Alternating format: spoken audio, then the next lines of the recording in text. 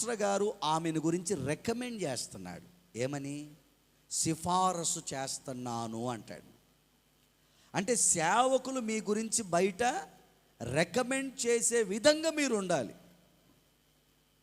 మా నోటి దాకా రావాలి. ఏమని?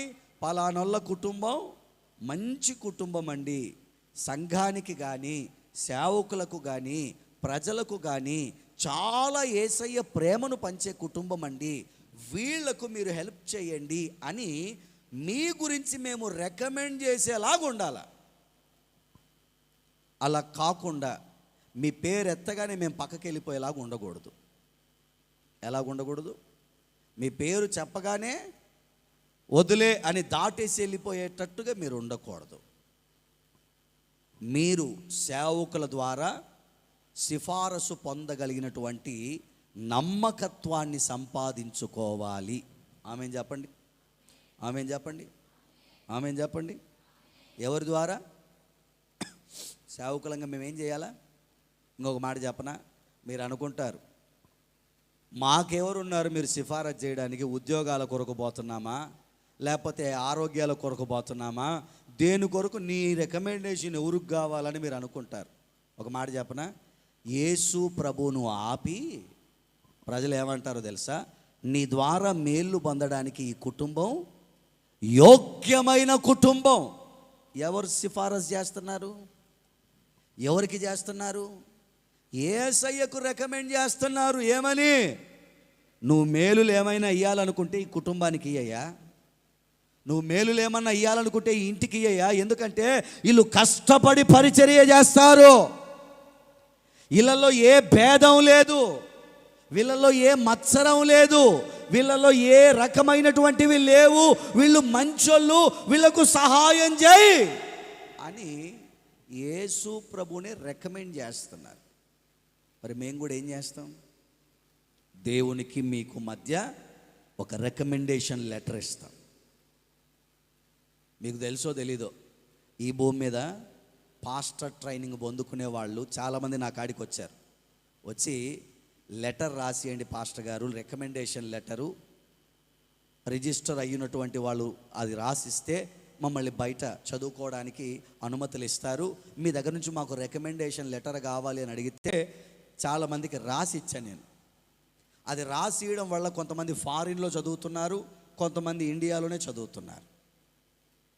ఈ లోక పరంగానే వాళ్ళు ఒక డిగ్రీ స్థాయికి వెళ్ళాలి, బైబిల్ పరంగా వాళ్ళు ఒక స్థాయికి వెళ్ళాలంటేనే నేనేం రాసిస్తున్నా? Recommendation letter. లెటర్ ప్యాడ్ కూడా ఉంది నా దగ్గర.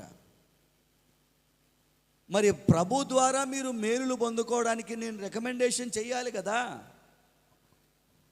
ఒకే ఒక్క వ్యక్తి విషయంలో ఆ లెటర్ చించేసాను నేను మొన్నీ మధ్య దేవునికి రికమెండేషన్ లెటర్ పెట్టేవాడిని. ప్రభువా, ఈ కుటుంబాన్ని కాపాడు, ఈ కుటుంబాన్ని కాపాడు, ఈ కుటుంబాన్ని ఆశీర్వదించు, ఈ కుటుంబం దీవెనకరంగా ఉండాలి, ఈ ఇల్లు బాగుండాలి అని ఒకటే ప్రార్థన చేసేవాడిని. అతను ప్రవర్తించే ప్రవర్తనను బట్టి ఆ ఇంటి వాళ్ళు పడుతున్న బాధను చూసి తట్టుకోలేక నాకేమనిపించిందంటే, ప్రభువా, నేను ఇచ్చిన రికమెండేషన్ ఆ లెటర్ చించేస్తున్నానయ్యా, ఓ చూపు చూడు అని చెప్పా. తొందరలోనే చూస్తాడు, ఖచ్చితంగా చూస్తాడు.